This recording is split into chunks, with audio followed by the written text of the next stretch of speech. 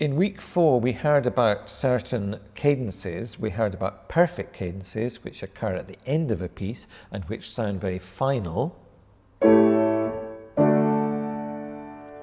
And we also heard about imperfect cadences, sometimes called half cadences, which are a temporary stopping point for the music before the music moves on somewhere else. For example, if we're in the key of D major, we might hear a passage something like this.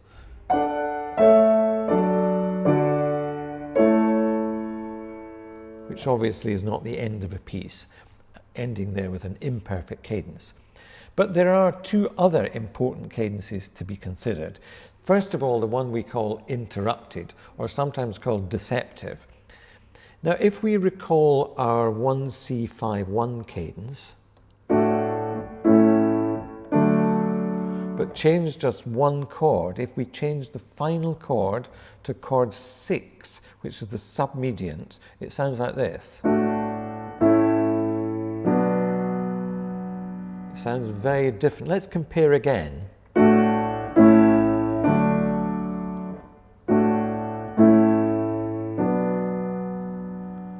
And I think you'll agree that both the words interrupted and deceptive describe the effect here very well. The music obviously must continue.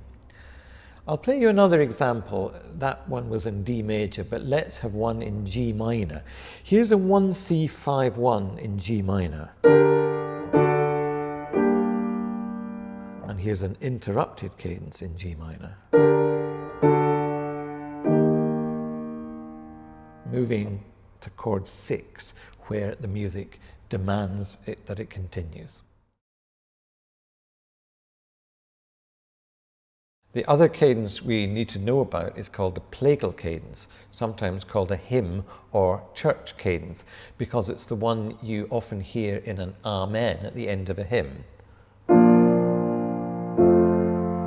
And it's chord 4 to chord 1, the subdominant to the tonic, in F major here. This is a cadence that was used a great deal in church music in medieval Renaissance period, but subsequently too. And interestingly, we find it pops up quite often in newer music, in blues and rock and pop. And a number of examples can be found in Beatles songs. For example, With a Little Help from My Friends, the last 3 chords of which are the last 2 of these making up the plagal cadence. 4-1.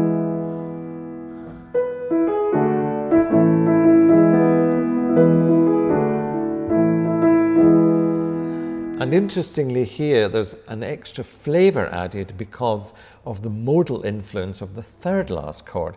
The third last chord is based on the flattened leading note. Here is a scale of E major. Leading note, this time with the flattened leading note, which gives us what we call the mixolydian mode. And if you base a chord on that D, it gives you the third last chord of that song. And interestingly, it's also used in Hey Jude. Here's the final chords of Hey Jude.